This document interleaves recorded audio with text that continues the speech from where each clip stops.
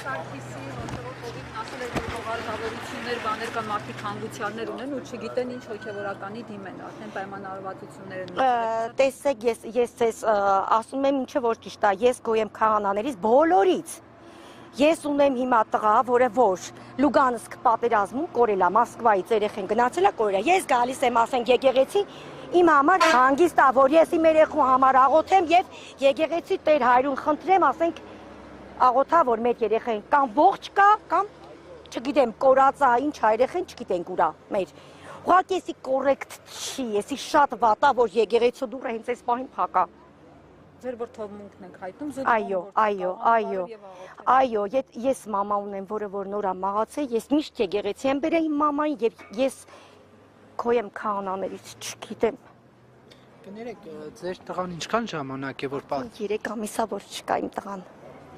3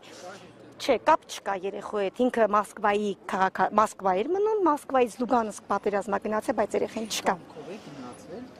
Չէ, աշխատանքի վայրից է տարած, որպեսզի ասենք Ռուսաստանի քաղաքացի էր։ Հիմա իրոք չունենք, այո, ուներ քաղաքացիություն, բայց երեխեն չկա հիմա։ 45։ Դուք բնակիչ եք հենց աշտարակի։ Ոչ, Գեղարքունիքի մարզի բնակիչ եմ, բայց աշտարակում եմ բնակվում հիմա։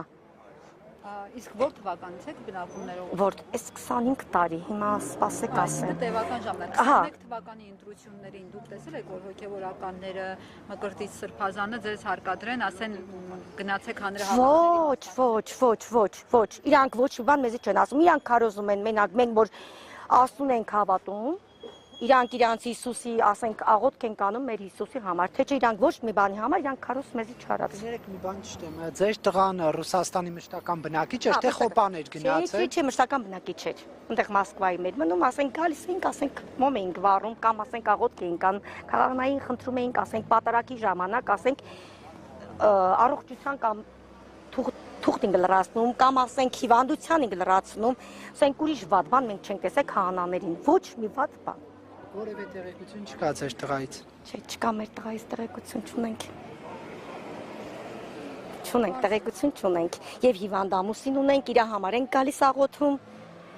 Դրա հետ մեկտեղ էլ ես եմ հիվանդ, ուղղակի գալիս եմ եկեղեցի, որ հանգիստ լինեմ։ Այսօր որ եկել եմ եկեղեցի, տեսել եմ եկեղեցին փագա, ես օրինակ ջղայնացել եմ։ Օրինակ հիմա իմ վիճակը շատ վատ է, որ ես այս վատ վիճակից չգիտեմ ոնց պետքա դուրս գամ։ Այս 25 տարի նման բան տեսել եք, որ մտեք եկեղեցի եւ չկա։ Ոչ, չեմ տեսել։ Այս առաջին անգամ է, աբսուրդ է իմ համար։